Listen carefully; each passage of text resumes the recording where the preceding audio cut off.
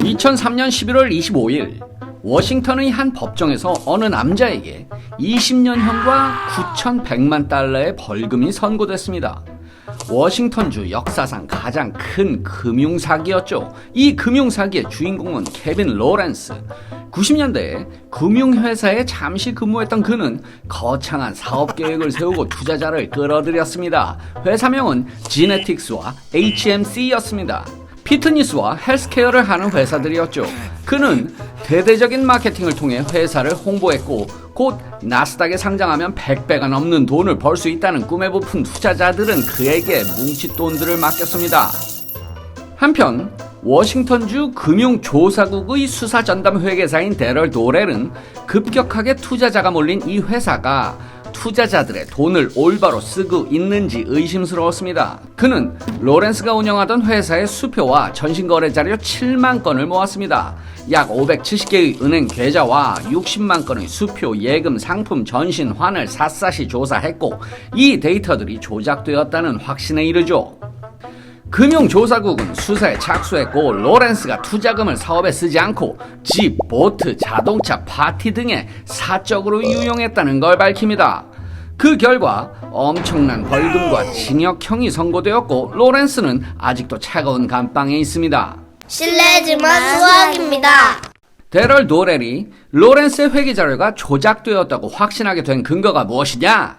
바로 벤포드의 법칙입니다. 벤포드의 법칙은 첫 번째 자릿수 분포의 법칙으로 불리기도 하는데 한마디로 일정량 이상의 수치 데이터의 맨 앞자리 수가 바로 이런 분포를 보인다는 법칙입니다. 1이 30% 정도로 압도적으로 많고 2가 1의 반쯤 되고 그 이후로는 완만히 작아지는 이런 분포를 보인다는 겁니다. 이 곡선을 기억해 주세요. 실례지만 수학입니다. 그러니까 말하자면 삼성전자 같은 대기업의 회계장부엔 매출, 수입, 지출, 순이익 등등 무수히 많은 수치들이 있을 거잖아요. 그게 뭐이든 간에 그 수치들의 맨 앞자리에 어떤 숫자가 들어가는가를 조사해보면 이런 분포를 보인다는 겁니다. 회계 조작이 없다면 말이죠.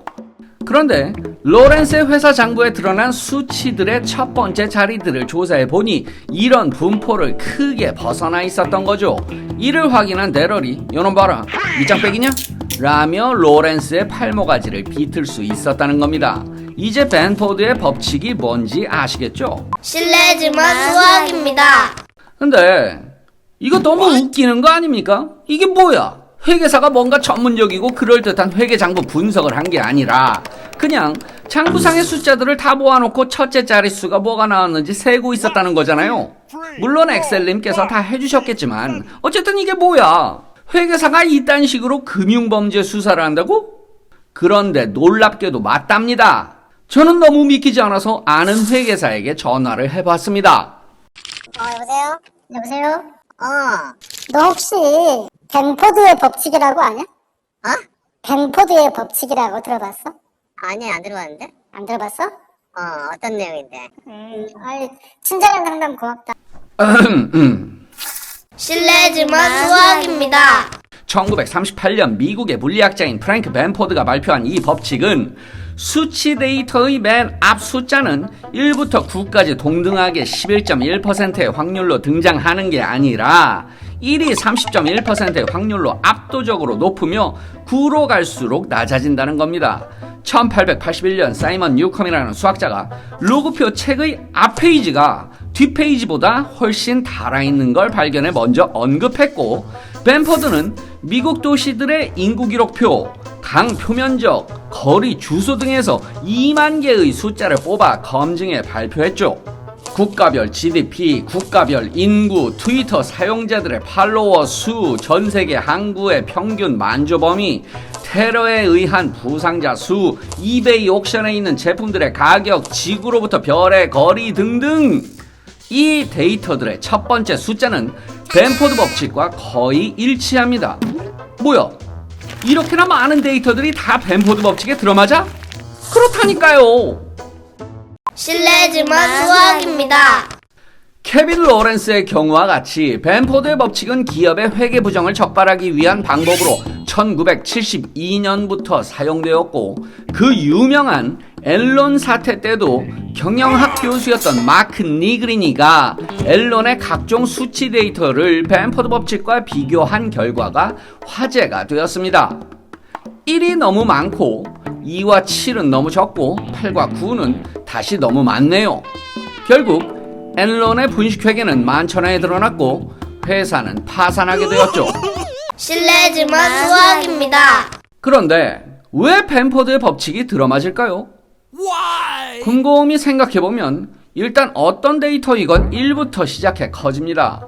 1로 시작하는 데이터가 가장 많을 수밖에 없습니다. 그리고 어떤 크기가 커질 때 일정한 비율로 커지는 경우가 많죠. 한 회사의 매출액이 1년에 10%씩 오른다고 가정해봅시다. 100만원에서 200만원이 되는 데는 7년이 넘게 걸립니다. 하지만 200만원에서 300만원이 되는 데는 4년 조금 넘게, 300만원에서 400만원이 되는 데는 3년 정도 걸립니다. 100만원대에서 머무르는 시간이 그만큼 길다는 것이죠. 앞자리가 1인 데이터가 그만큼 많이 사용된다는 뜻입니다. 이렇듯 지수함수적 증가를 보이는 데이터들이 벤포드 법칙에 잘 들어맞는 경향이 있습니다. 물론 벤포드의 법칙이 만능 법칙은 아닙니다. 사람들의 키와 같이 정규 분포를 따르는 데이터나 주사위 확률처럼 균등한 분포를 보이는 데이터, 혹은 지역 전화번호와 같이 사람이 임의로 번호를 할당하는 데이터 등은 벤포드의 법칙이 성립하지 않습니다. 실례지만 수학입니다. 벤포드가 이 법칙을 발표할 때 썼던 논문의 제목이 이례적인 수의 법칙이었습니다. 불규칙할 거라 생각했던 숫자들이 어떤 질서를 따르는 게 신기하여 이례적이라고 칭한 것이었죠. 하지만 오늘날에는 지수함수적인 증가를 보이는 자연, 생활, 문화, 경제의 많은 데이터들이 벤포드의 법칙을 따르지 않는다면 이례적이라 여겨집니다. 이례적인 것이 보편이 된 만큼 인류는 우주의 진리에 한 걸음 다가간 셈입니다.